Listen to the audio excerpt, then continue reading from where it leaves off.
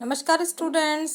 आज हम पढ़ने जा रहे हैं चैप्टर नंबर 3 में है आवर चेंजिंग अर्थ। ये ज्योग्राफी का चैप्टर है और इसका नाम है आवर चेंजिंग अर्थ। हमारी अर्थ के अंदर किस तरह से चेंजेस होते हैं हम देखते हैं ना, बहुत सारे चेंजेस होते हैं, है ना, अंदर ही अंदर। इससे पहले वाले चैप्टर में हमने पढ़ा था कि किस तरह से हमारे अंदर जो है लेयर्स होती हैं अर्थ की, और जो लेयर्स ये अलग अलग तरह की होती है ना, वही हमारे अर्थ को चेंज करती हैं।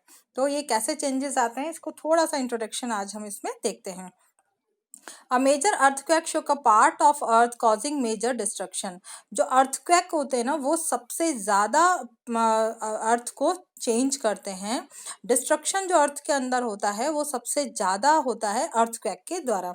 अ volcanic eruption engulfed a part of a town with spread of red hot lava. इस जो वॉल्केनिक इरप्शन होता है कहीं कहीं पर, जहाँ पर भी ये वॉल्केनो यानी ज्वालामुखी जो फूटते हैं ना, उसके द्वारा वहाँ चारों तरफ क्या होता है कि रेड हॉट लावा जब फैल जाता है तो वहाँ का जो मिट्टी है, वहाँ की जो जमीन है, वो भी रेड कलर की हमें नजर आती है।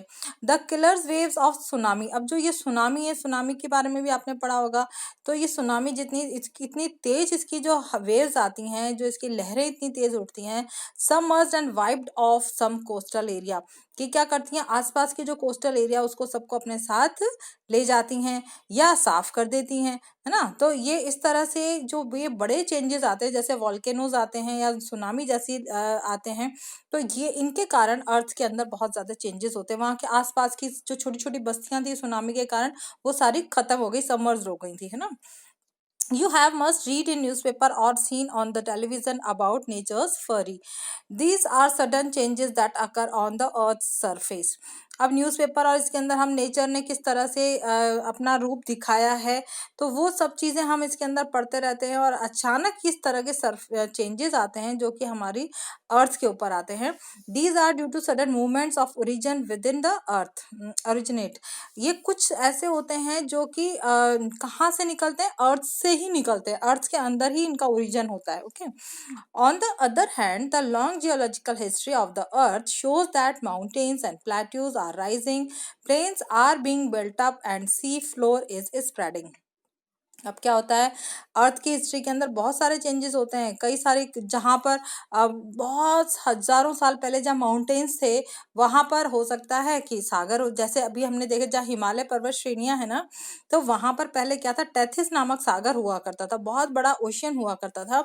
लेकिन ड्यू टू सम चेंजेस, अर्थ के अंदर जो चेंजेस आए, कुछ हमारी जो अर्थ की प्लेट्स हैं उनके अंदर चेंजेस आए, उसके कारण ये जो था पूरा चेंज हो गया। और अब वहां पर क्या है, सबसे ऊंची पर्वत हिमालय श्रेणियां हैं।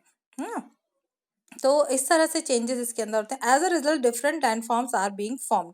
और इसके कारण क्या होता है, अलग अलग तरह के लैंडफॉर्म्स बन जाते हैं। All these make it clear that our planet earth is dynamic in nature. इसका मतलब क्या हो गया कि हमारा जो अर्थ है, हमारा जो वो बाय नेचर कैसा है, उसका डायनेमिक है, वो हमेशा अपने अंदर चेंजेस करती रहती है, कुछ ना कुछ उसमें चेंज होता रहता है। It behaves like a living mobile thing, है ना। In the previous chapter you study that the face of the earth is continuously changing due to internal external force. इससे पहले वाले चैप्टर में हमने पढ़ा था कि जो अर्थ की लेयर्स होती है ना, क्रस्ट, कोर, है ना, तो इनके अंदर क्या होता है, लगातार चेंज होता रहता है और इसी के कारण अर्थ की सरफेस पर भी चेंजेस होते हैं।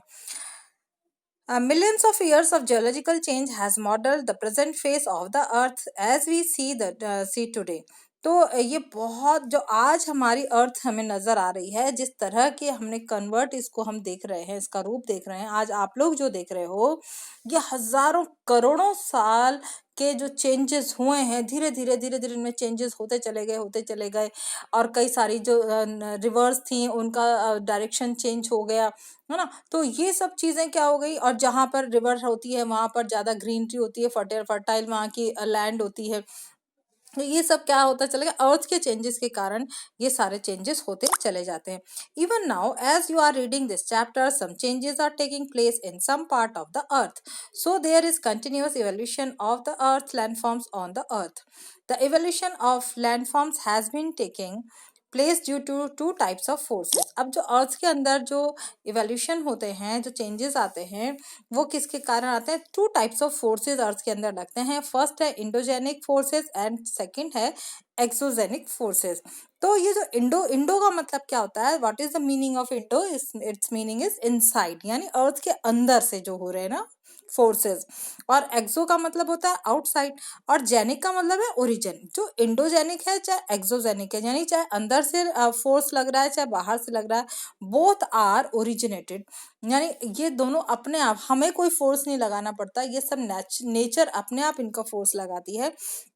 तो आगे के वीडियो में हम पढ़ेंगे इंडोजेनिक और एक्सोजेनिक फोर्स किस तरह से हमारी लैंड फॉर्म्स को चेंज करते हैं, हमारी अर्थ को चेंज करते हैं।